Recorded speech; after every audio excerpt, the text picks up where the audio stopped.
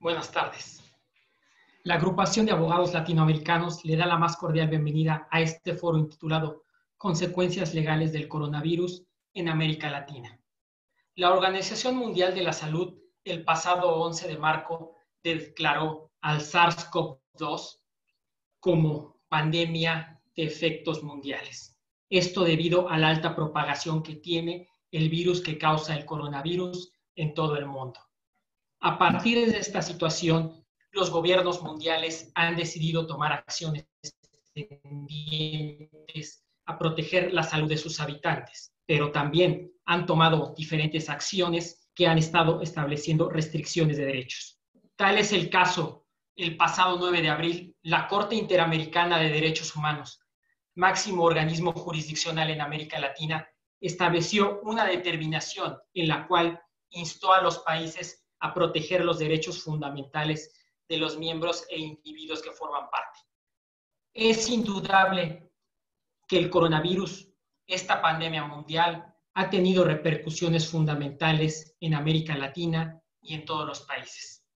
Es por esta razón que la Agrupación de Abogados Latinoamericanos ha decidido el día de hoy llevar a cabo este foro y una serie de diferentes foros en los cuales presentará a la sociedad en general el impacto que tiene el coronavirus en el derecho y en la protección de los derechos fundamentales de los individuos. Como primer punto, vamos a dar la oportunidad al doctor Víctor Manuel Nava Casarrubias para que nos platique sobre los aspectos fundamentales, la incidencia del coronavirus en materia penal. Presento al ponente. El doctor Víctor Manuel Nava Casarrubias es licenciado en Derecho por la Universidad Autónoma de Guerrero con mención honorífica. Es maestro en Derecho Penal y Sistema Acusatorio Adversarial por el Instituto Internacional del Derecho y el Estado. Cuenta con un máster en Ejecución de Penas y Derecho Penitenciario por la Universidad de Barcelona. Asimismo, es doctor en Derecho por el Instituto Internacional del Derecho y el Estado. Y actualmente es juez de control, enjuiciamiento y ejecución de penas en el Estado de Guerrero. Doctor Víctor Manuel, adelante. Buenas tardes a todos. Vamos a hablar sobre los efectos que tiene el COVID-19 en el sistema penitenciario de México y cómo se ha en varios países de Latinoamérica y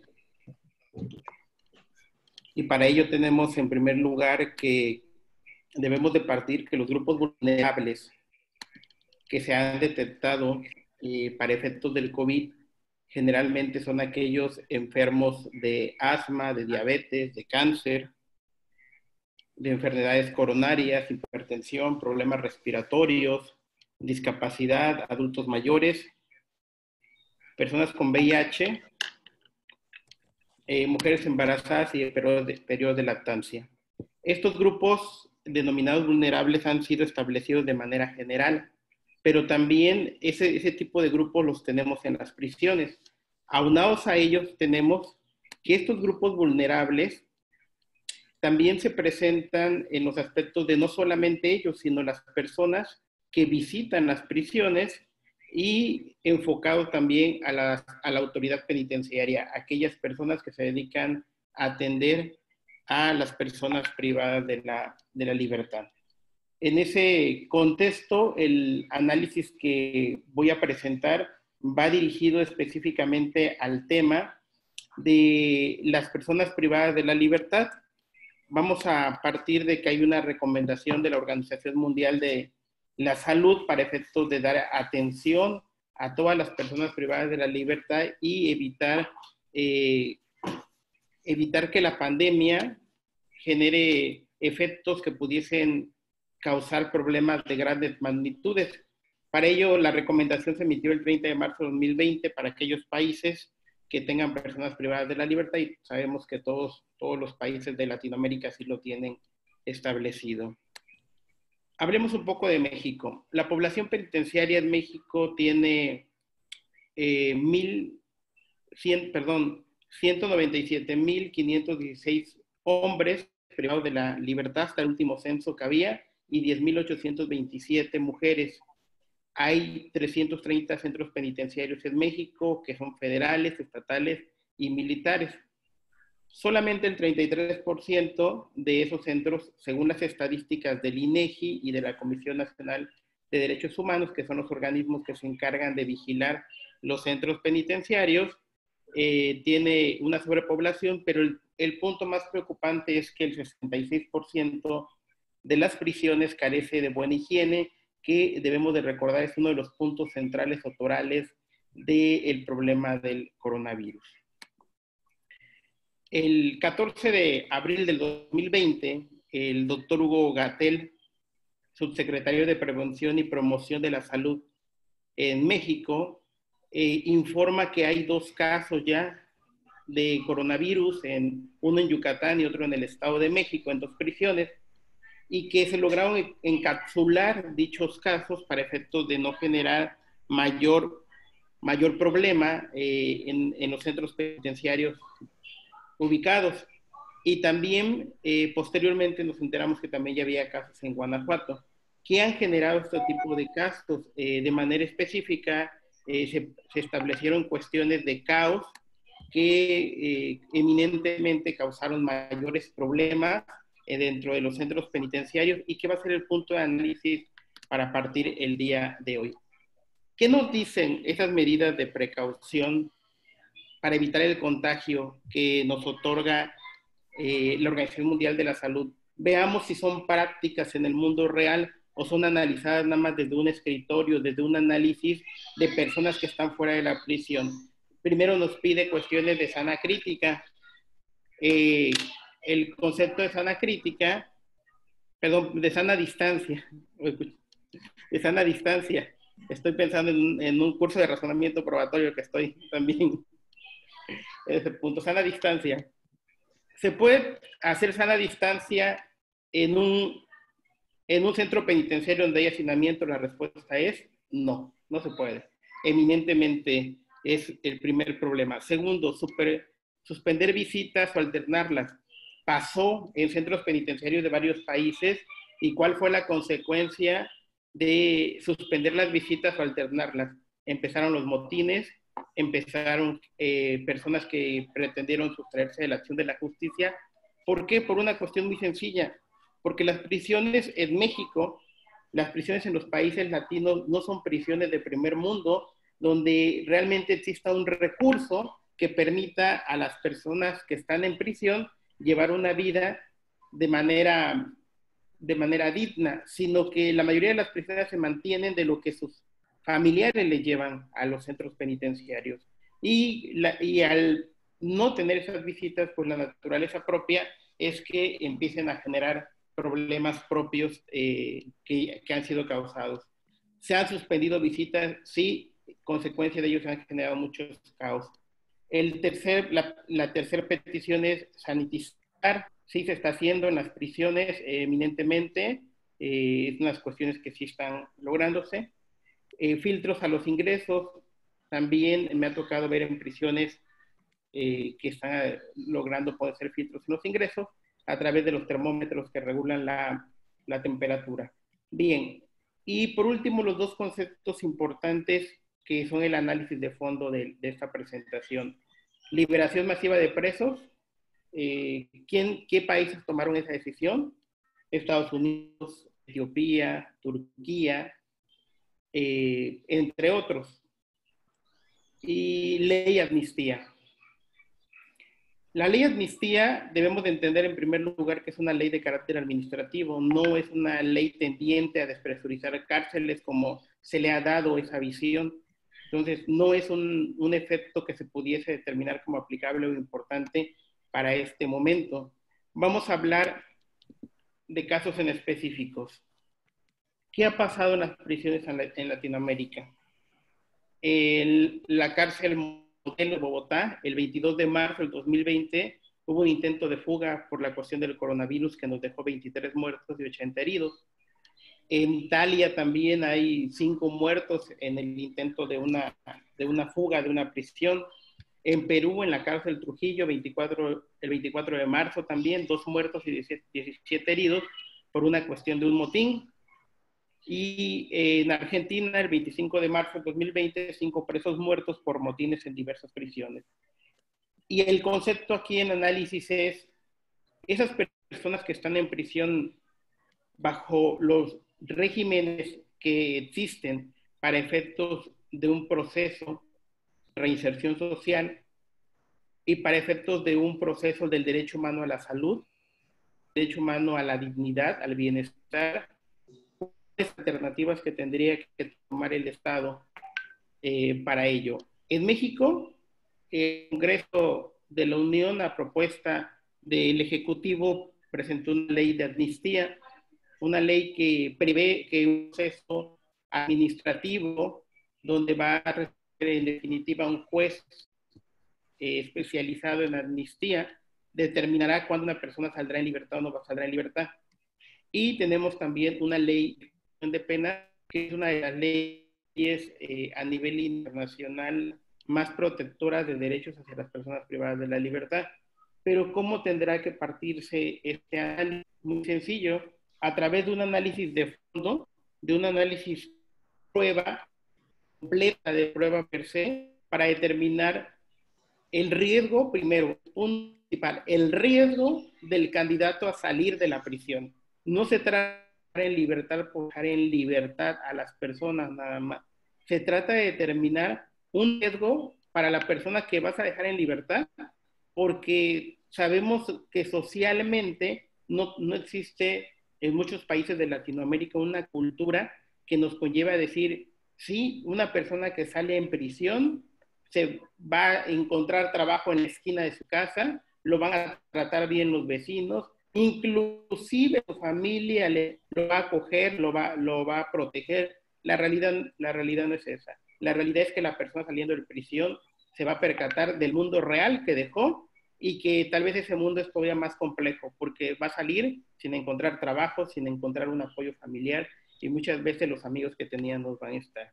Por eso es importante determinar que para dejar a una persona en libertad, en nuestro caso en México, la ley tiene 4 figuras específicas para ello.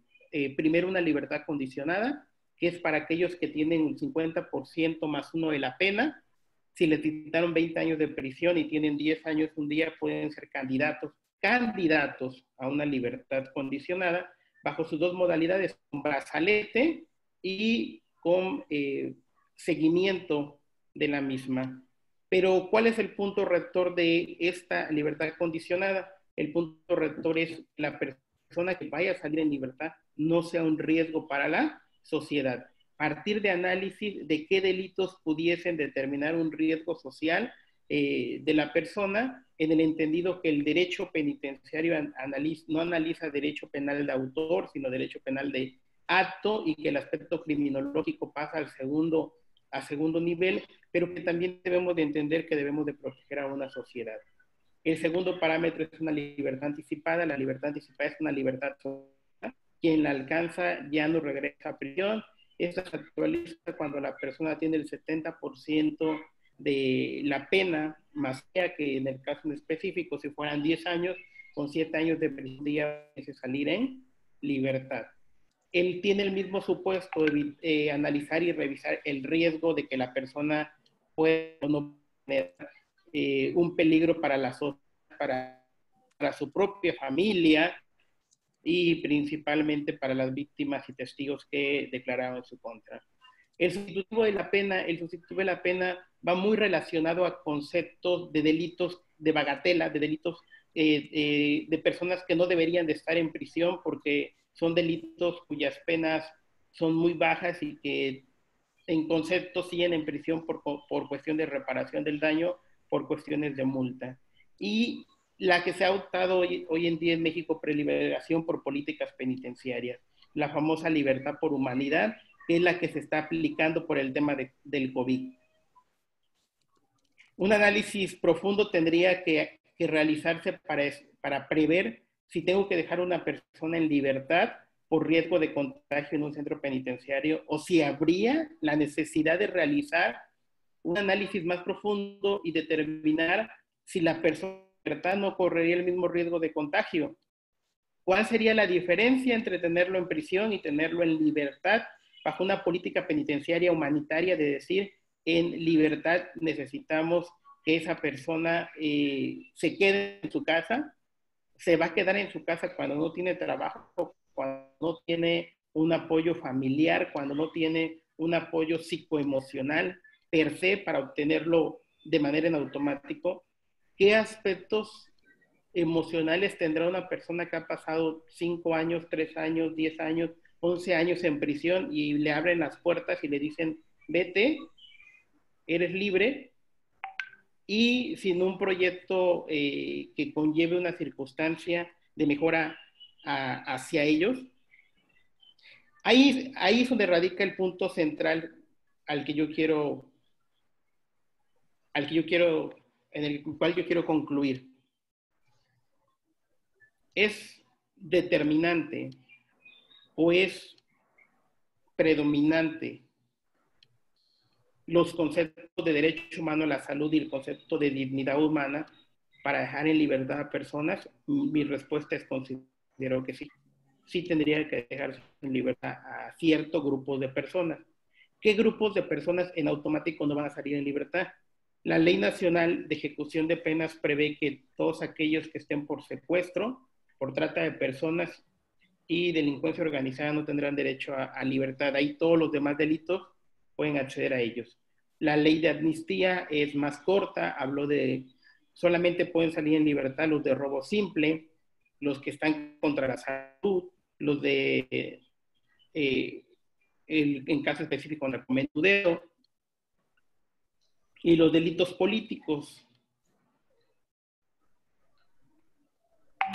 con la excepción de que no pueden salir en libertad aquellos que hayan sido como graves. Por eso yo les decía, parecer la ley amnistía no es una ley para despresurar las cárceles como se vendió en México, como se planteó, es una ley distinta, que estoy de acuerdo con ella, es una ley administrativa que va a tener beneficios y ventajas a lo largo de la historia de México. La respuesta es sí, pero que para este momento, que es el punto central y toral de análisis, considero que no es la solución.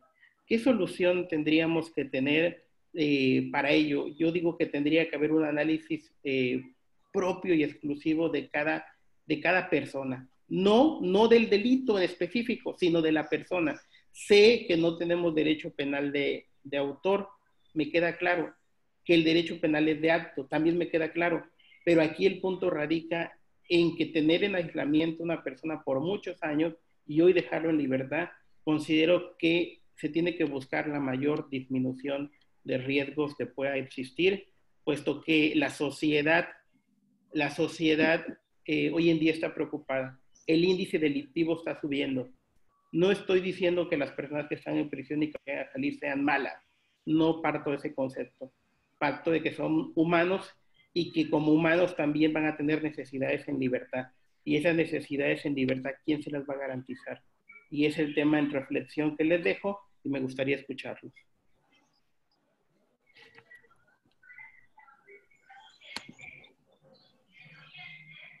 Gracias. No sé si alguno de los demás panelistas en materia penal quiere hacer algún comentario.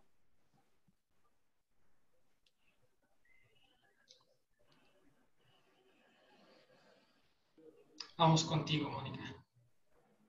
Vamos contigo, María. Muy bien, Eric. Interesantísima tu intervención, Víctor, y solamente por acotar un poquito el tema de que también los parámetros de análisis que deben hacerse para la liberación o no liberación de los reos son los niveles de hacinamiento dentro de cada país, ¿verdad? Por ejemplo, en Ecuador es de un 30 y casi 34%, y entiendo que en Colombia supera el 50%. Ahora, situaciones como estas, como la emergencia sanitaria actual, nos ponen a prueba, no solamente personalmente, sino a nivel institucional, ¿verdad? Entonces, institucionalmente nos hemos dado cuenta que tenemos muchos estados fallidos en muchos niveles, que hay muchos derechos que se están violentando debido a la emergencia sanitaria. Ahora, tenemos países constantemente centrados en reforma de procedimiento penal y postergando la oportunidad de la reforma total del sistema penal. No significa que el procedimiento se deba olvidar, sino que la reforma debe ser estructural, debe ser en todos los niveles. La reforma, cuando hay algún tipo de reforma, tiene que ser procesal, material y de ejecución para que en efecto se considere como una reforma. Si no, no hay tal reforma. Es un poco el análisis también un poco más conjetural que les hago y que se los pongo pues sobre la mesa para la gente presente y el resto de panelistas, a ver qué piensan al respecto. Gracias, Erika. Agradezco a la maestra María Amada Moreno, quien es especialista en Derecho Societario, Económico y Derecho Penal, periodista y coach de mujeres y abogada ecuatoriana. Cedo también la palabra a la maestra Mónica Ramírez de Colombia, por si quiere hacer algo. Hola Eric, muchas gracias. Hola a todos. Después de oír la intervención de Víctor, obviamente tengo que pedir la palabra porque en Colombia la situación carcelaria en este momento es demasiado precaria. Hay, simplemente por dar algunos datos, nosotros tenemos capacidad en los centros carcelarios de 80.000 presos y estamos superando los 120.000. Entonces, tal como decía la doctora Moreno, en Ecuador, en este caso acá en Colombia es una sobrepoblación altísima la que hay. Además hay un problema ya que se encuentran dando y que pues quisieron atacar a través de un decreto, del decreto 546 del 2020 acá en Colombia, pero que pues en realidad no nos ha brindado una solución oportuna, porque pues ya en ese momento ya había brote del virus en una de las cárceles, en la cárcel de Villavicencio, donde actualmente hay 109 personas contagiadas y que además la cárcel no tomó medidas a tiempo y realizó traslados a diferentes cárceles del país, que lo que hicieron fue obviamente propagar el virus por más lugares en el territorio colombiano y obviamente pues en los establecimientos carcelarios, lo que ha hecho que se salga de control del Estado esta situación.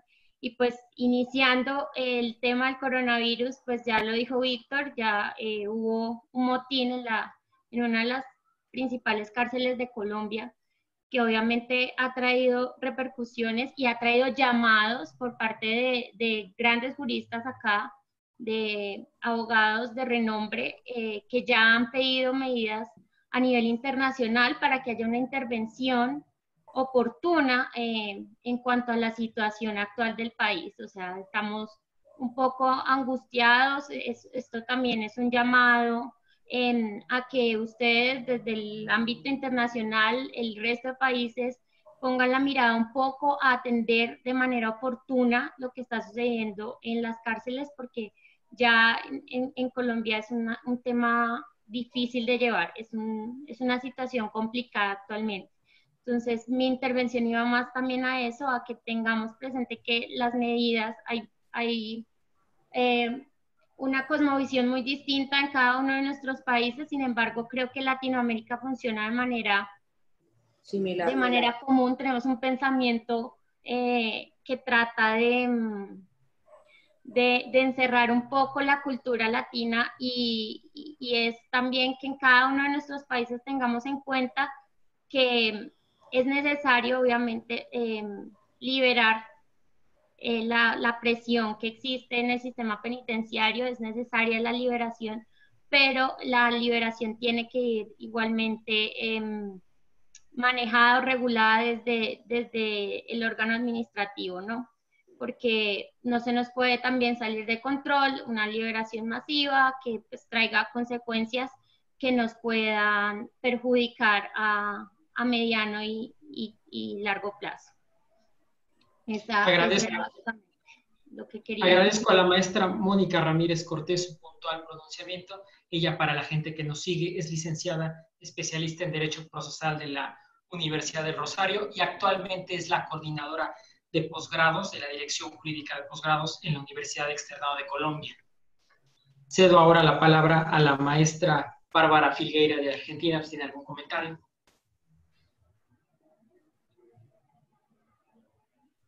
¿Ahí me escuchan? ¿Se escucha? ¿Qué tal? Sí. Hola a todos. Sí, hablo desde Argentina. Víctor, estaba escuchando tu ponencia, me pareció muy clara, muy concreta, y yo te quería hacer te quería consultar, porque escuché lo que nosotros acá en Argentina llamamos el régimen progresivo de ejecución de pena, digamos, si hablaste de la libertad, lo que nosotros llamamos la libertad condicional o la libertad asistida. Mi consulta concreta, y en este contexto de coronavirus, nosotros tenemos un instituto que es la prisión domiciliaria, es decir, es una modalidad de pena que se da en determinadas situaciones concretas. Nuestro Código Penal lo prevé en el artículo 10, que es cuando hay un enfermo, cuando uno de los reclusos está enfermo, cuando tiene hijos menores de edad, cuando una mujer está embarazada o cuando tiene más de 70 años. Mi pregunta concreta respecto del sistema de México, y quizás habría debate si alguno de los países que nos están acompañando tiene lo mismo. Quería saber si desde el sistema judicial mexicano han recibido algún tipo de... Primero, si tienen el instituto de la prisión domiciliaria en este contexto, como lo tenemos nosotros en Argentina. Y segundo, si ustedes, sé que vos no sos juez de ejecución, lo has sido, si tienen pedidos en este sentido. Ya estoy hablando de reclusos, digamos, con pena firme, y no estoy hablando de procesados, claramente. Así que ese era un poco mi planteo, a ver cómo pasaba, qué era lo que ocurría en México. Bien, ¿sí me escuchan? Sí. Bien, prisión domiciliaria sí existe en México, sí está establecida. Sin embargo, no se opta mucho por la prisión domiciliaria para efectos de pena. Para efectos de pena se opta por una libertad condicionada con brazalete. Se denomina brazalete por la ley, que en el mundo práctico se está optando por tobillera para efectos de evitar revictimización, porque sí son unos aparatos que se ven a 3 kilómetros. Partiendo de ello, tenemos un pequeño conflicto en México. Solamente hay 3, 4 estados de la República Mexicana, de 32 estados que tenemos, que tienen esa tecnología de brazalete. ¿Cómo funciona ese brazalete? La persona dura aproximadamente 56 horas de batería, por lo tanto tiene que ser recargable, y está establecido vía satelital con las empresas telefónicas para que no salga de determinado radar. En ese radar va a poder moverse la persona, y si sale de ese radar, en automático va a informar a la Secretaría de Seguridad Pública para efectos de que se lleve a realizar la detención y reingresarlo a la prisión. Se prevé esa circunstancia porque lo que mencionaba, libertad condicional, además de tener el brazalete, le ponen una serie de condiciones. ¿Qué condiciones? Que la persona vive en su domicilio, que la persona encuentre un trabajo, que la persona se dedique a un oficio, que la persona a lo mejor entre a estudiar, que no consuma alcohol, que vaya a reuniones de alcohólicos anónimos, de neuróticos anónimos, en fin, muchas condiciones que puede imponer el juez de ejecución. Por eso no está ad hoc la prisión domiciliaria para efectos de ejecución. Se opta más por una libertad condicional a efectos de cierto territorio, cierta circunscripción, pero no para ello. La prisión domiciliaria va más ad hoc para prisión preventiva, sí se aplica en este caso.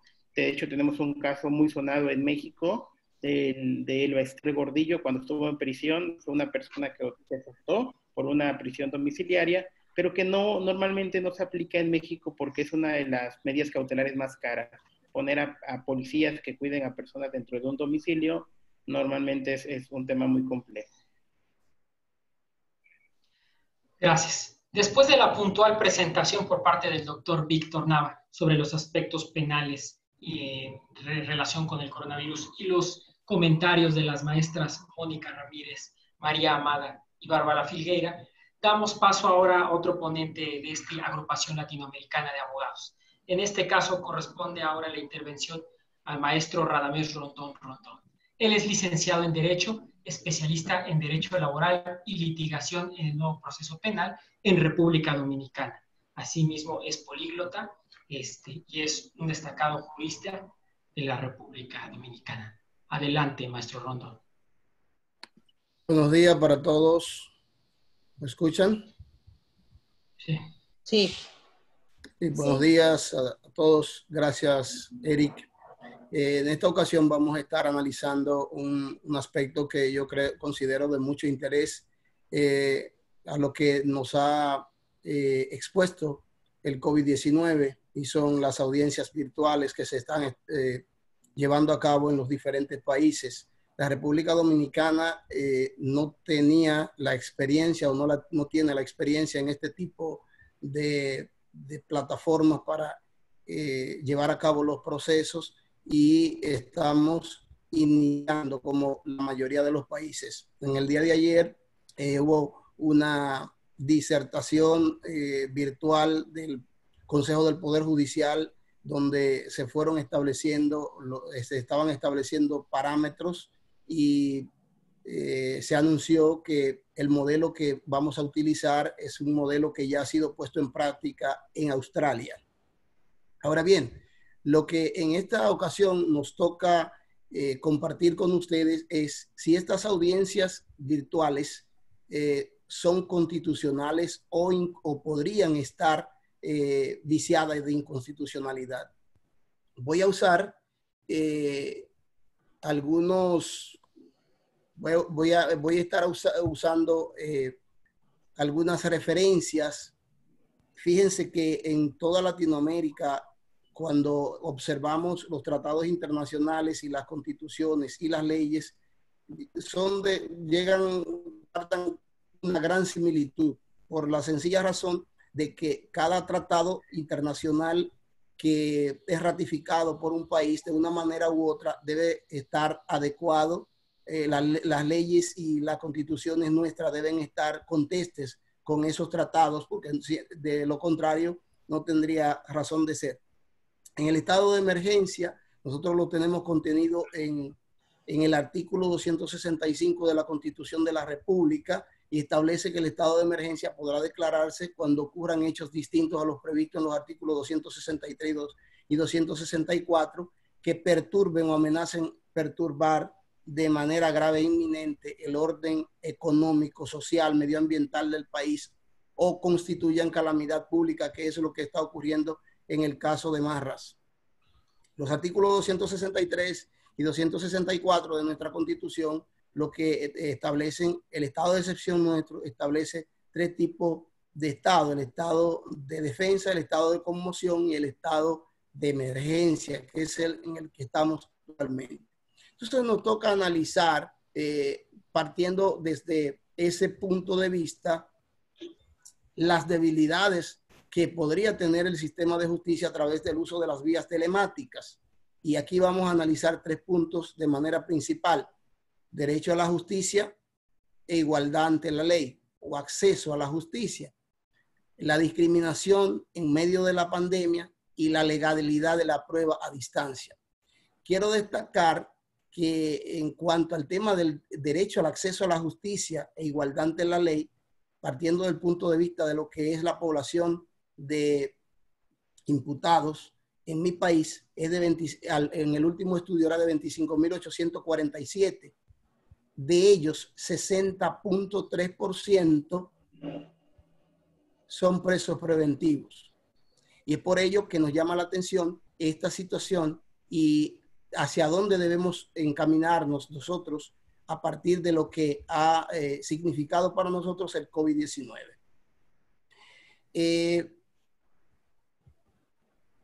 En cuanto al derecho a la justicia, como decía en principio, he tomado algunas normas simplemente como modelo, porque todas las normas que han sido ratificadas por nuestros países guardan similitud en muchos puntos. Por ejemplo, el derecho a la justicia, aquí podemos citar que aparece contenido en el artículo 25 del Pacto de San José, del Pacto de San José de Costa Rica, que son normas que prácticamente toda Latinoamérica es signataria de ella. De igual manera, el artículo 18 de la Declaración Americana de los Derechos y Deberes del Hombre. Todo eso, hay una serie de textos, la Declaración Universal de los Derechos Humanos y todas nuestras constituciones, obviamente, que otorgan el derecho al acceso a la justicia. Ahora bien, ¿cuál es la situación en este sentido? Decía el doctor Víctor Nava anteriormente en su ponencia, para quienes se ha, cómo se ha segmentado el tema de quienes tienen acceso a la justicia en este momento. Y vamos a ver aquí lo de la igualdad ante la ley. Hay varias normas, todas las constituciones de nuestros países establecen la igualdad ante la ley. Y hemos citado aquí simplemente la Declaración Universal de los Derechos Humanos y el Pacto Internacional de los Derechos Civiles y Políticos, pero la igualdad ante la ley está contenida en todos los instrumentos legales de nuestros países, tanto en los códigos procesales como en nuestras constituciones y los pactos internacionales de los que somos signatarios. En el aspecto que tiene que ver con lo que decía uno de los puntos a tratar sobre la discriminación, lo que yo considero discriminación en este momento, la Declaración Universal de los Derechos Humanos en su artículo 2 dice que no habrá distinción por motivo de raza, color, sexo, idioma, religión, opinión política y además fundada en condición política o judicial. No habrá distinción, sin embargo, actualmente están segmentados quienes pueden tener acceso a la justicia. En mi país, por ejemplo, la solicitud la hizo el Ministerio Público y los segmentos fueron los siguientes: personas mayores de 60 años, gente con enfermedades, reos con enfermedades terminales, personas con hipertensión, diabetes y ese tipo de enfermedades. Y excluyeron los delitos de narcotráfico y violencia intrafamiliar, entre otros. De manera que, partiendo de lo que decía yo anteriormente sobre esa población de presos preventivos, que es del 60.3% en la República Dominicana, estaríamos frente en este momento a una situación de violación a esos principios de igualdad ante la ley que están consagrados en nuestras cartas magnas. ¿Por qué digo esto? Porque dentro de esa población que usamos como parámetro del 60.3% de presos preventivos, ahí, ¿cuántos de esos individuos están ahí por delitos menores o sencillamente son inocentes? Y hay análisis de juristas de alto nivel que establecen números que no sería justo que una persona sea condenada o esté en prisión siendo inocente, aunque eso nos ayude a retener a 10 culpables, por ejemplo. Pero yo diría que ese número se queda corto. Para mí un inocente nunca debe estar en prisión. Y ahora aquí solamente se conocen las medidas coercitivas o medidas cautelares, los referimientos, que es un mecanismo que hay de urgencia en materia civil en caso de extremada importancia, y los demás procesos, en cierto modo, están en un limbo jurídico.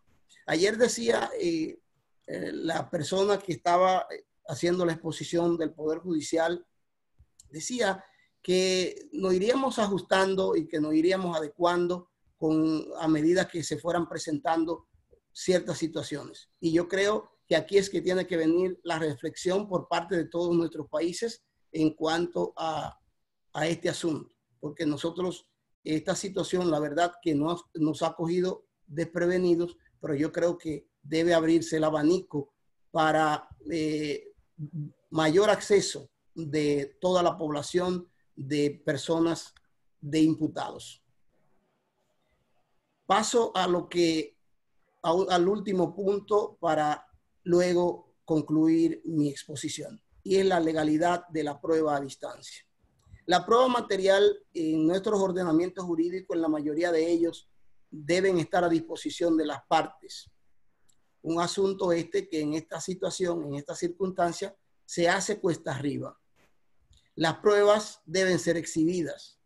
Y tercero, la prueba testimonial ofrece, según mi criterio, bajos niveles de confiabilidad. Cuando hablo de la prueba material, debemos resaltar que no es que si hay un vehículo, un camión, que es un medio de prueba, o 10 o 1000 kilos de coca, los vamos a llevar al tribunal. Eso sabemos que no es posible y que se hace a través de la certificación. Eso lo conocemos. Sin embargo, si vamos a uno de los más usuales medios de prueba, que son las armas de fuego, cuando el Ministerio Público presenta un arma de fuego, por lo general, el litigante pide examinarla, en ocasiones se pide examinarla para verificar que la numeración que aparece en dicha arma corresponde con la que está en el acta. Pero ahora, ¿cómo podemos hacer eso? ¿Cuál sería el mecanismo para nosotros certificar que el arma que el Ministerio Público está presentando desde su oficina o desde su casa es el arma homicida o es el arma que realmente yo tengo en el acta? Nosotros sabemos que si en un juicio no está presente, no está el arma, que no corresponde el arma, o hay algún tipo de error, ese error se interpreta a favor del imputado, la prueba es relevada y no hay caso para el Ministerio Público. Al momento de exhibirla, nosotros no podemos constatar a través de estos medios telemáticos que ciertamente se trata de la prueba que ha sido ofertada por el Ministerio Público para perseguir al justiciable. Y con respecto a la prueba testimonial, digo en este criterio que ofrece bajos niveles de confiabilidad, entiendo que, por ejemplo, aquí donde yo estoy sentado en este momento, puede haber delante de mí alguien que me esté mostrando lo que yo voy a decir, lo que yo le voy a decir a ustedes. Entonces, ¿cómo podemos establecer mecanismos en que la declaración, la ponencia de un testigo sea fiable y que sea totalmente diáfana? Estas preocupaciones vienen porque en nuestros países nosotros sabemos que nuestros sistemas judiciales tienen muchas debilidades y sabemos que no estamos exentos de corrupción. La justicia también es permeada por ese flagelo de la corrupción y debe llamarnos a reflexión y a preocupación lo que está sucediendo con este asunto de las audiencias por la vía telemática, que por lo visto de manera inmediata este es el futuro. De manera conclusiva hemos redactado dos conclusiones. La primera es que entendemos que todos los sistemas están obligados a recurrir al uso de medios telemáticos para el desarrollo de sus audiencias en estos momentos en materia penal, pero estos mecanismos deben estar a disposición, si no de todos, al menos de una amplia mayoría de los usuarios del sistema de justicia y de manera especial de aquellos que guardan prisión, no solo para un segmento reducido de reclusos, sino que, por ejemplo, en el caso de mi país, este 60% de presos preventivos se abra una puerta a través de la cual ellos puedan presentarse ante un juez y que su situación sea conocida y debidamente regulada.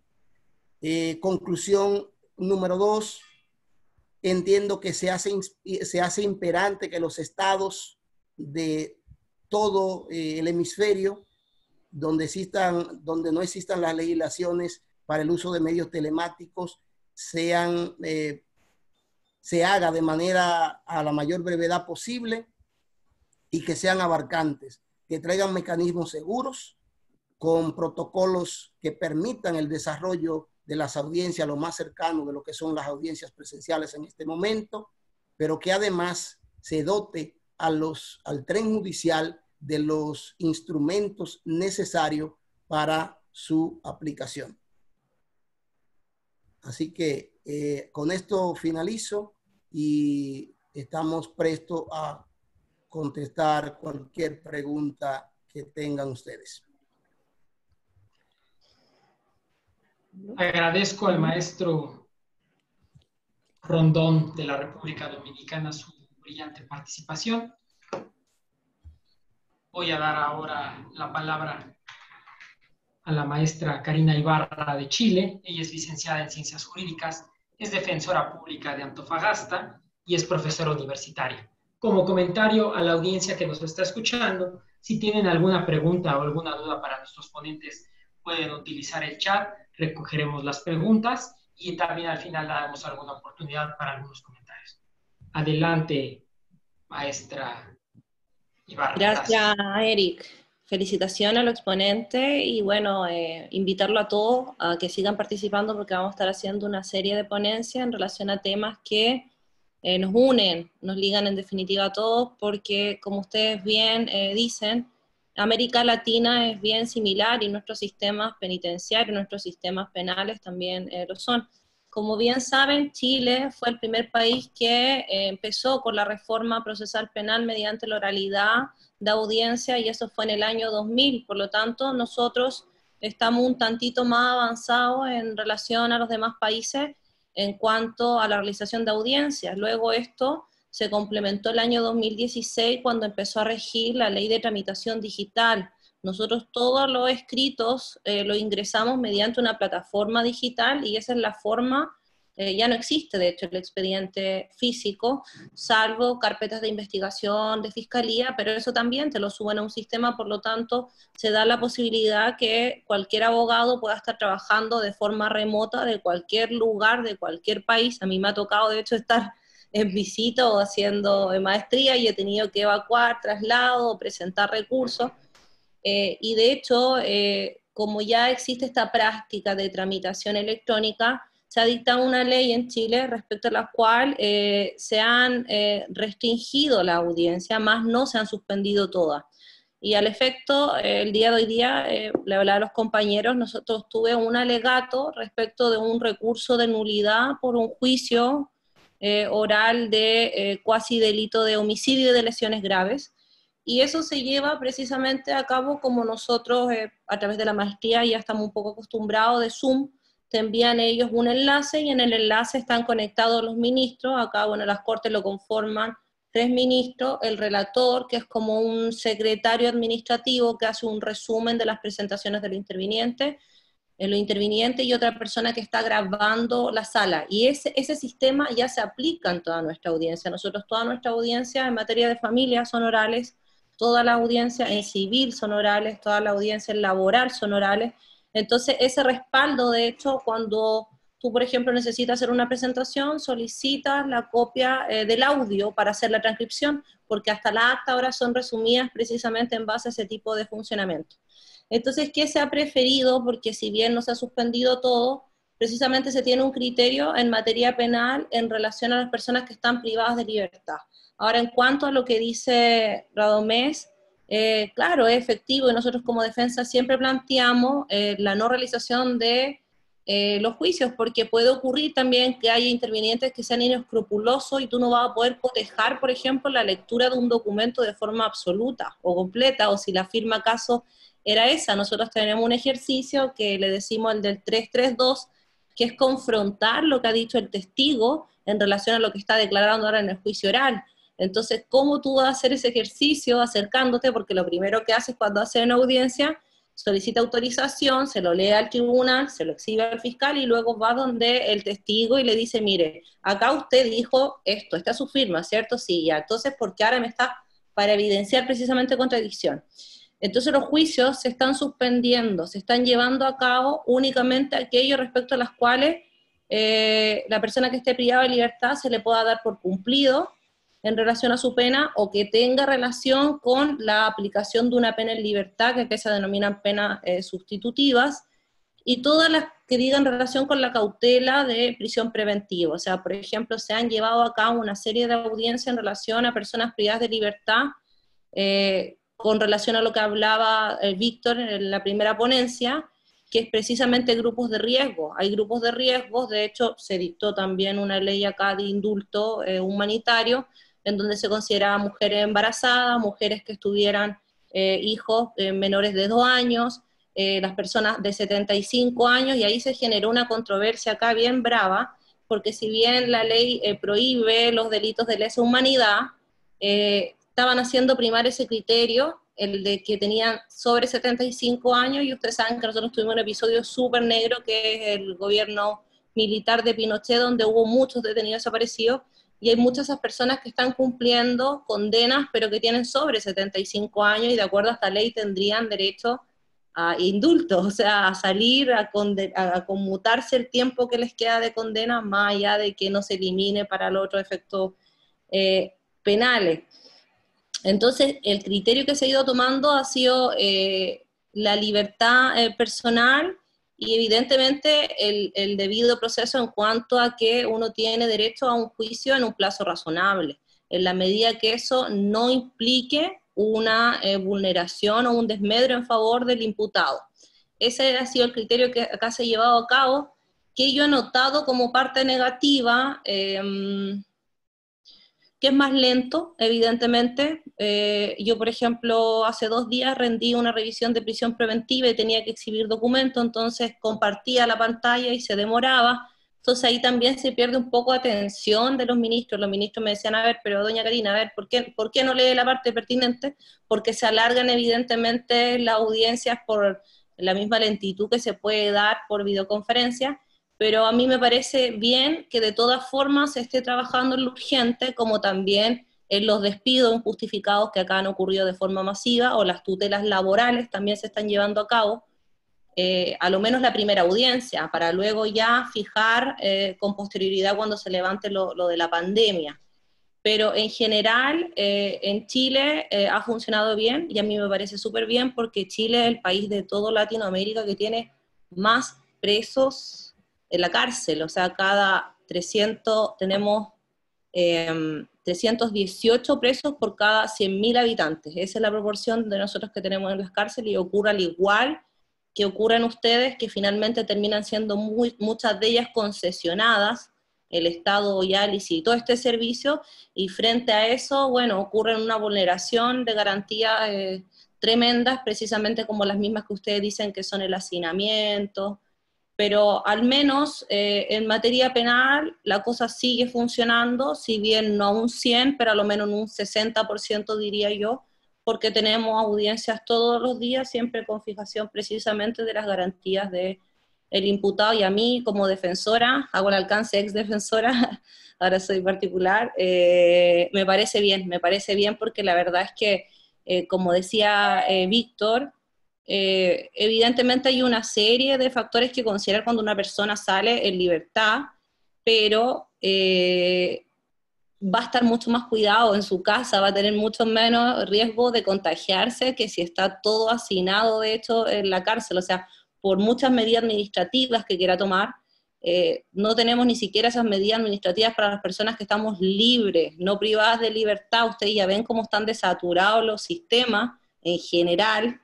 Entonces, me parece que sí se debe considerar, pero creo que hay delitos, como bien señalaba Víctor, que es complejo. Por ejemplo, yo no estoy de acuerdo con los indultos respecto de delitos de lesa humanidad, o delitos graves como secuestro o robo con homicidio.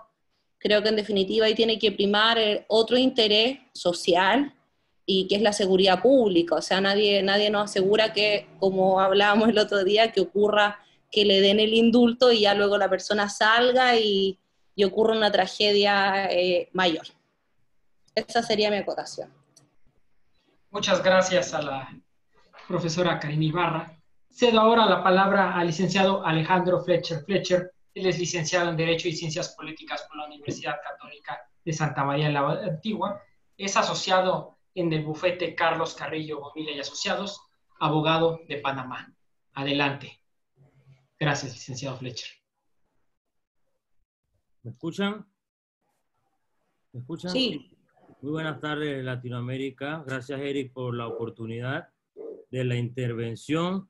Tocando primeramente el tema de Víctor, creo que sí, cada detenido que se le otorga una libertad en esta época de pandemia, teniendo en cuenta circunstancias que relevantemente influyen en todos los países, en Panamá se está optando por las libertades a los que han cumplido 3/4 partes de su pena como primer requisito. Se estudia individualmente cada detenido en virtud de las circunstancias que ha tocado el magistrado que cumplen relevancia en Panamá también, como lo son si se le da la libertad a cierto detenido, qué será después de su resocialización en estos momentos. Las necesidades básicas de todos los ciudadanos en Panamá se han visto un poco alteradas. Entonces, ¿cómo saltar de un centro de confinamiento hacia la sociedad en circunstancias un poco precarias? Tomando en cuenta la exposición del profesor Radamés, en Panamá estamos un poco atrasados. Somos como, por decirlo así, el hermanito menor de todas estas nacionalidades. Estamos estudiando mucho siempre los sistemas legales de todas las demás jurisdicciones a fin de recabar lo bueno. Y creo que muy bien mencionaste, esta pandemia nos agarró, por decirlo así, sorprendidos. En Panamá no contamos con un sistema de forma tal digital que se pudieran llevar a cabo cierto tipo de audiencias de forma tal que avanzara la justicia de alguna forma. Se ha visto paralizada por aproximadamente un mes y medio la misma. No se han realizado todo tipo de audiencias de materia civil, que es lo que me compete a mí, que es lo que yo manejo. Se ha paralizado totalmente todos los términos. No se están aceptando ningún tipo de demanda. Se ha visto vulnerado cierto tipo de derechos de personas que se han visto de alguna u otra forma afectados, no pueden ejercer su derecho. Eso violenta muchos otros temas de derecho, como son las prescripciones de las acciones civiles y otros temas que no se pueden ejercer. Y sí, así estamos, y no se están realizando audiencias virtuales, no se realizan, al menos que se ha escuchado de que se han realizado ciertos temas de audiencias virtuales, pero es para reos de alta peligrosidad. Solamente en ese tema se ha tocado porque las partes así lo han solicitado a la Fiscalía y a los jueces, pero ese es nuestro punto de vista en base a los dos temas que han sido tocados hoy en día por los diferentes expositores. Muchas gracias, maestro Fletcher. Creo que hay algún comentario que quiere hacer el profesor Rondón. Adelante. Sí, partiendo de lo que decía la colega Ibarra, el problema es que el Estatuto de la Libertad en todo el mundo civilizado establece la prisión no como una regla, sino como una excepción.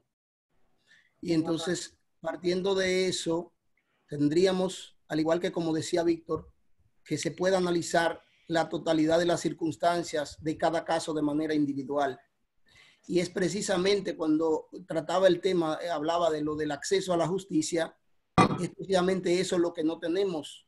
No tenemos la oportunidad de que la totalidad de las circunstancias de los casos de manera individual puedan ser tratados. Entonces, no sabemos a cuántas personas están ya siendo sometidos a penas anticipadas, porque cualquier caso que pueda ser conocido en situación regular y que por la razón que sea, aún por vicios procesales, y que el imputado en una audiencia preliminar pueda salir con un auto de no al lugar, que es una figura que nosotros tenemos en la norma procesal penal, sería un imputado que ha sido beneficiado ya y que podría salir en libertad. Repito, siendo que la libertad es la regla y la prisión la excepción. Por tanto, vi en el chat alguien que preguntaba que hacia dónde iría el mundo después de esta experiencia. Bueno, necesariamente yo entiendo, contestando esa pregunta, que el mundo debe crear mecanismos tanto legales como plataformas seguras para que este tipo de audiencias se puedan celebrar de la manera más segura posible y más garantista posible, que es lo que no tenemos actualmente. Pero quiero también decir que yo no estoy para nada en desacuerdo de quienes han sido beneficiados o quienes se han beneficiado en esta circunstancia con un arresto domiciliario o con una libertad por su condición de salud o por su condición de edad o porque hayan cumplido una cantidad X de la pena, que por ejemplo en la República Dominicana, para acudir ante el juez de la ejecución de la pena, tiene que tener el 50% más uno, o sea, 50% más un día.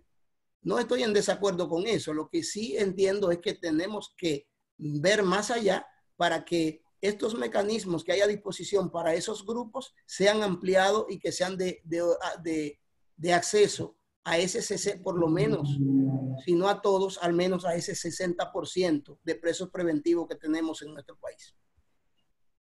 Gracias, maestro Rondón. Vamos a dar ahora la oportunidad de hacer algún comentario al maestro Ricardo Hernández Filippini de México. Él es maestro en Derecho con orientación en Derecho Penal por la Universidad Autónoma de Nayarit, es docente en la misma institución, es abogado, litigante y es funcionario judicial del Estado de Nayarit. Adelante, maestro Hernández Filippini. No sé, ¿me escuchan? Sí. Perfecto. Gracias, Eric. Nada más precisar, fui abogado litigante, ahora soy funcionario judicial. Hay incompatibilidad en esa parte. Bien, lanza una pregunta.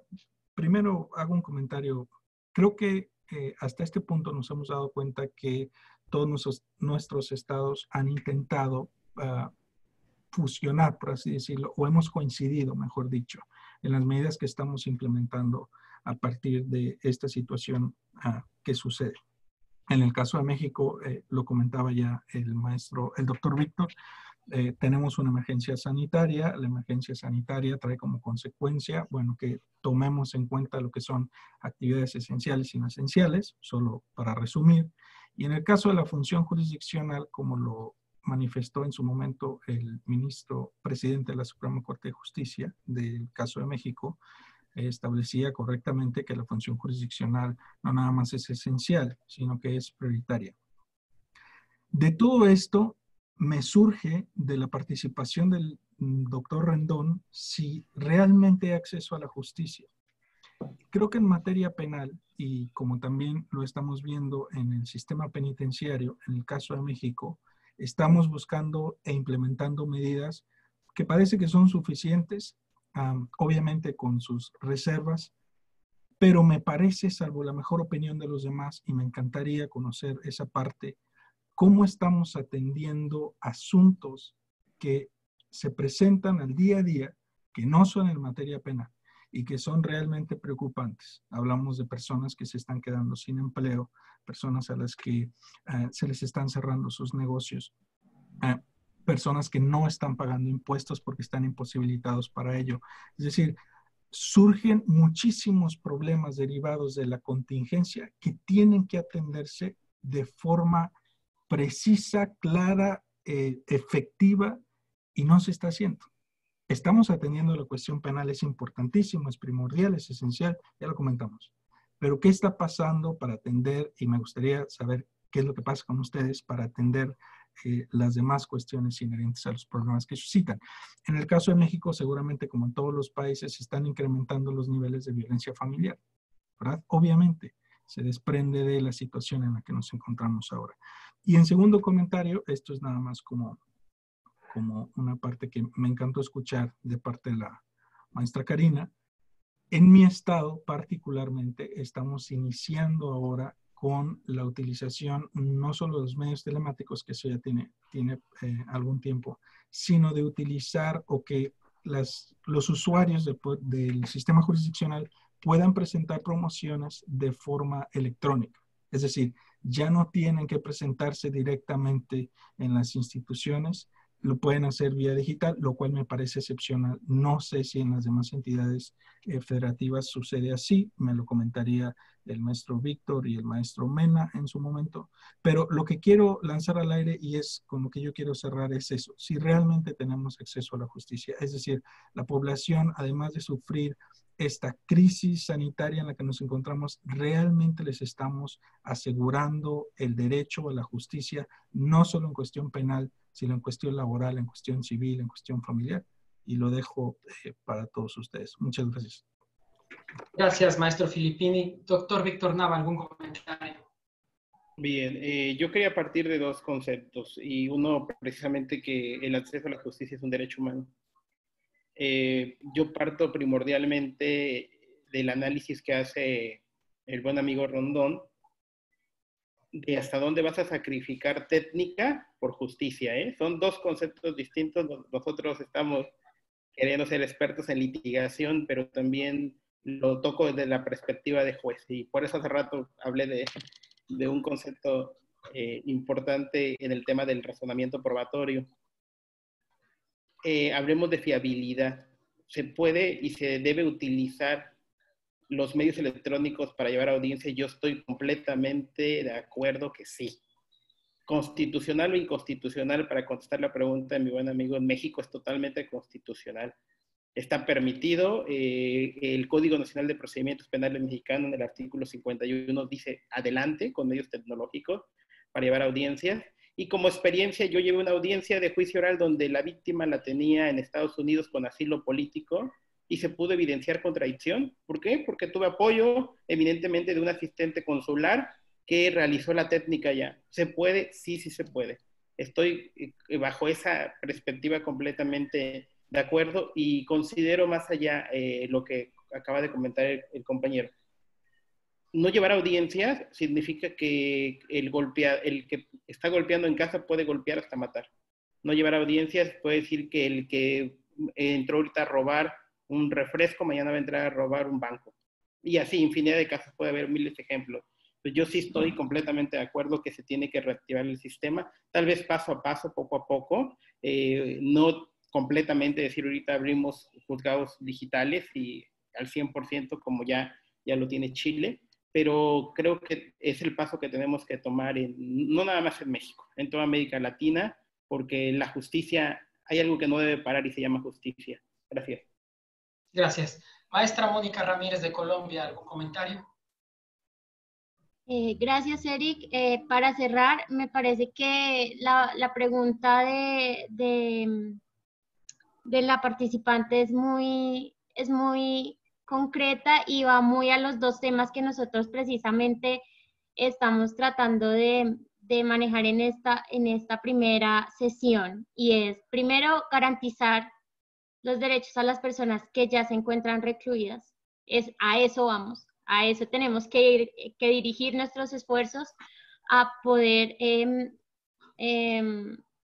exigirle a las instituciones del gobierno que garanticen por lo menos los derechos básicos, a reducir las tasas, obviamente, de hacinamiento. En todos los países de Latinoamérica hay, en unos más altos que otros, pero en todos hay. Y por otro lado, implementar las herramientas tecnológicas. Nos hemos dado cuenta, como lo decía mi compañero Alejandro en Panamá, que esto nos tomó por sorpresa, pero no es novedad, igual que tenemos que ir implementando los elementos electrónicos que nos ha venido brindando la tecnología para agilizar el aparato de justicia. No puede ser una excusa que el hecho de no podernos presentar personalmente ante un juez le restrinja los derechos a las personas, y el derecho a la justicia es un derecho fundamental.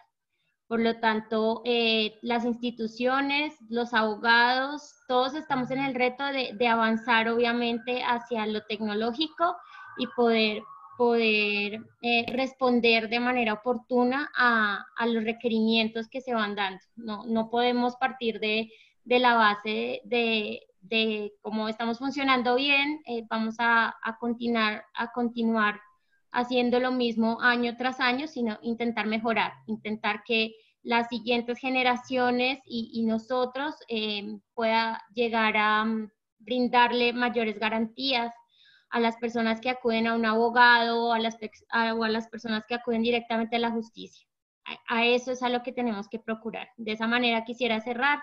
En Colombia, obviamente, tal como lo decía Filippi, nosotros también tenemos estado de emergencia, también han salido los decretos, pero pues una cosa es lo que está regulada, otra cosa es lo que en realidad se está viviendo. Entonces a eso también va mi llamado, a esforzarnos un poco más, a pedirle también a los gobiernos que sean un poco más responsables a la hora de tomar acción en casos de emergencia como este.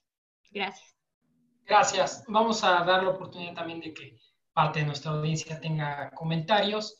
Voy a dar el micrófono al señor Luis Sánchez, que parece que tiene alguna pregunta. Adelante. Sí, ¿qué tal? Muy buenas tardes. Un saludo a todos desde México. Miren, aquí hay algo muy importante que creo que todos lo están tocando. Desde esta perspectiva de la pandemia, hay que verlo como una contingencia sanitaria, que es algo que no es nuevo, no es algo que se esté generando como algo que lo cual no había sido regulado por el derecho, porque recordar que pues no es la primera pandemia que obviamente nos golpea en el mundo entero. Sin embargo, pues sí, hoy en día con el uso de los medios tecnológicos, con esta nueva generación, pues sí es lo que ha dado. Yo quisiera mencionar dos cosas al respecto. El primero, podríamos ceñirnos a la conferencia número 20 de la Organización Mundial de la Salud, ¿sí? Que habla acerca precisamente de la lucha contra las enfermedades transferibles. Esto lo pone como un contexto del derecho humano. Los países entonces de Latinoamérica que se encuentren como parte de la Organización Mundial de la Salud, como parte de la ONU, están obligados a respetar estas convenciones y estas conferencias. ¿A qué refiero esto? Si nosotros hacemos un análisis de esta conferencia junto con el acceso a la justicia que prevé la Convención Interamericana de Derechos Humanos, y como ya lo dijo bien el doctor Víctor Nava, tenemos que hacer este ejercicio dinámico porque nuestros países en todas las materias nos va a hacer de carácter obligatorio. Si observas dos derechos humanos que están, uno, derecho humano a la salud, y otro, derecho humano a acceso a la justicia, ¿qué tienes como fórmula o qué tienes como respuesta? Muy sencillo. Tienes como respuesta de que las autoridades en todo momento deben de promover, proteger, garantizar, respetar, bajo los principios universalidad, interdependencia, indivisibilidad y progresividad, los derechos humanos. Entonces, ¿a qué voy con esto? A que por un lado, esta conferencia ya nos hablaba acerca de cómo tendría que actuar los estados que se denominen democráticos y los estados que sean parte de la conferencia, cómo tendrían que hacer planes para poder evitar, ¿sí?, que se viera restringidos los derechos humanos, uno como ellos el acceso a la justicia, y otra, cómo el tema de las libertades y evitar los hacinamientos, que hoy en día es un tema. En el caso mexicano, bueno, ya ha habido algunas solicitudes de modificaciones de medidas cautelares para aquellos casos en que se encuentran en prisión preventiva, ya sea justificada o viciosa, como lo marca el sistema jurídico mexicano.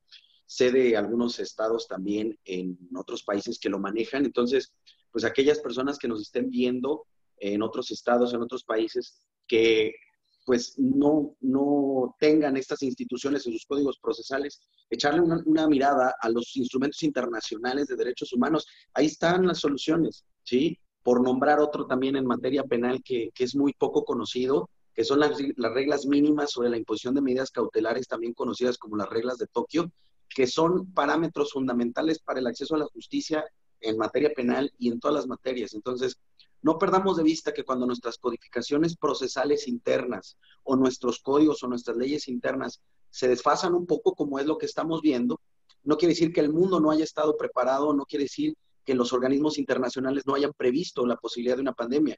Lo que pasa es que los instrumentos nacionales a los que primeramente nos ceñimos, en ocasiones sí dejan estos conceptos de lado, sí dejan el análisis de estos preceptos, y pues la solución está en los derechos humanos a nivel internacional. Entonces, yo invitaría también a hacer una reflexión en cuanto a estos instrumentos internacionales de derechos humanos, y no solamente ceñimos a derecho doméstico, porque pues si bien podemos impulsar la modificación ante las ausencias del derecho doméstico, lo podemos hacer desde el derecho internacional privado. Muchísimas gracias.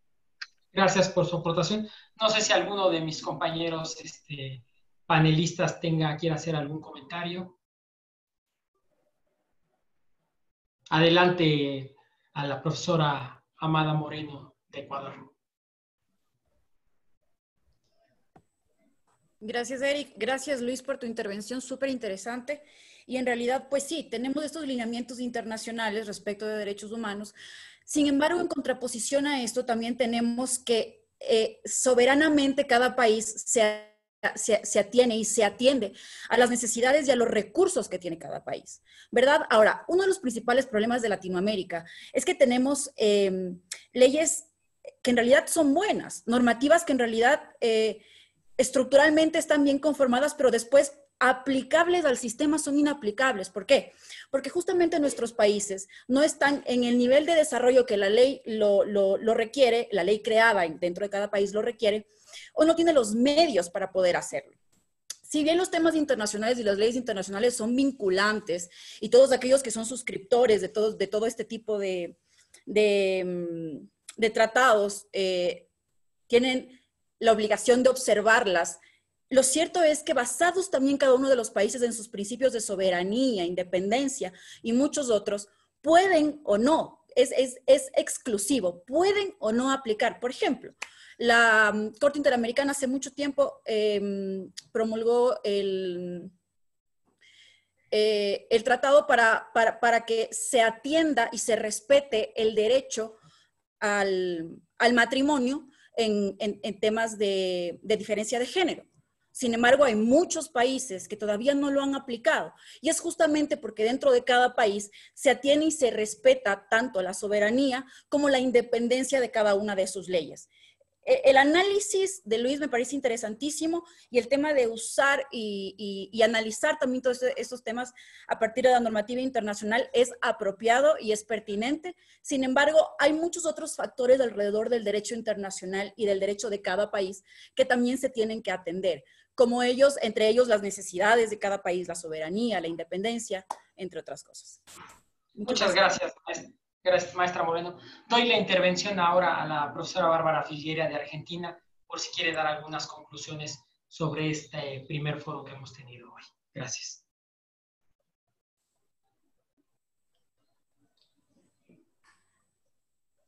Ahí me escuchan porque estaba en mudo, porque estaba lloviendo. Bueno, un poco a modo de conclusión, yo me quedo con una pregunta que un poco me parece que resume lo que hemos estado hablando recién, y es la pregunta de Miriam, ¿hacia dónde vamos con este recorrido virtual? Donde se tocan un montón de cuestiones que hemos visto acá, desde los derechos, del derecho de defensa por un lado y del acceso a la justicia por el otro. Yo estoy absolutamente convencida a partir de esto, y una de las cuestiones que habló Radamés hace un ratito respecto de la legalidad en relación a la exhibición de prueba, por ejemplo, en un juicio, estoy absolutamente de acuerdo con lo que decía Víctor. Las audiencias virtuales y la manera de desarrollar la justicia de manera virtual es un paso hacia el que debemos ir, es un paso que tenemos que dar. Miriam pregunta, después de esta experiencia, ¿cómo evolucionará el mundo jurídico en forma virtual? Me parece que la pregunta que se hace Miriam es la pregunta que se tienen que hacer todos los estados y que nos tenemos que hacer todos nosotros como operadores del sistema. Está cayendo un viejo paradigma, todos somos latinoamericanos, está cayendo un viejo paradigma escrito en su momento, y estamos todos estudiando litigación para llevar adelante buenos juicios y demás, pero ahora el coronavirus nos vino a traer una aceleración de esos procesos que nosotros ya veníamos teniendo. Entonces, nosotros como responsables del área, digamos, del área jurídica, tenemos que hacernos estas preguntas que son poderosas a la hora de construir la justicia que queremos hacia adelante. Y poner en la agenda de cada uno de nuestros gobiernos el tipo de ejercicio de la abogacía que queremos hacia adelante. Recordemos que los procedimientos y los procesos devienen de las normas, y las normas las creamos como comunidad a partir de nuestros procesos, entonces, de nuestros sistemas legislativos.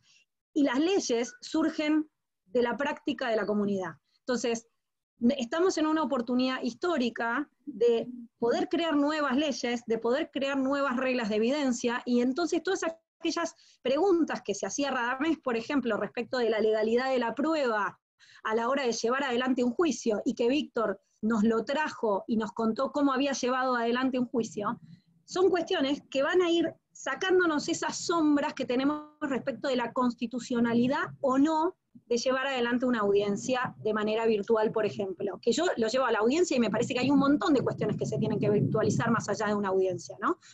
Pero a modo de conclusión, me parece muy poderosa la pregunta que hace Miriam, y un poco los invito a todos a que nos hagamos esa propia pregunta, es decir, ¿desde qué lugar podemos aportar a que la justicia abandone estos modelos que tenemos del 1800, porque seguimos teniendo los modelos del 1800, y reconstruir el acuerdo que tenemos que tener todos nosotros como comunidad jurídica latinoamericana y dentro de nuestros países? Así que esa era un poco mi conclusión en este aspecto. Saludos a todos y lo disfruté mucho. Muchas gracias, profesora Bárbara Figuera de Argentina. Agradezco pues a todos y a cada uno de los ponentes de este foro por su participación. Agradezco al licenciado Alejandro Fletcher de Panamá por su intervención. Agradezco también al maestro Ricardo Filippini de México por su participación, a las maestras María Amada de Chile, Mónica Ramírez de Colombia, gracias. Agradezco a la licenciada Karina Ibarra de Chile por su participación, a nuestros dos ponentes del día de hoy, al maestro Radamés Rondón de República Dominicana y al doctor Víctor Nava de México también por su intervención en este foro. Decirles únicamente que sabemos que no es posible abarcar todos los temas del derecho y su incidencia a través del sistema del coronavirus en esta fecha. Sin embargo, les hacemos una atenta invitación para que estén pendientes de la próxima fecha que señalaremos de sesión sobre estas intervenciones, estos talleres, estos coloquios que estamos llevando a cabo de manera remota a través de nuestra página de Facebook. Hoy estuvimos transmitiendo, además de Zoom, por Facebook Live. Esta publicación del taller coloquio del día de hoy estará disponible en nuestra página Agrupación de Abogados Latinoamericanos, y también les haremos llegar por ahí la siguiente sesión para la intervención, porque sabemos que nos faltó tocar hoy el aspecto fiscal, el aspecto laboral y el aspecto económico, que definitivamente está incidiendo y está impactando en América Latina. Sabemos que como humanidad tenemos un reto importante que afrontar, sin embargo, creemos y estamos convencidos de que la unión, y sobre todo esta unión latinoamericana, nos podrá permitir a los países salir adelante y a la humanidad en este nuevo reto nunca antes visto. Agradecemos a todos los asistentes por su intervención, por habernos seguido el día de hoy, y les haremos llegar en breve el señalamiento de nuestra próxima reunión. Muchas gracias a todos.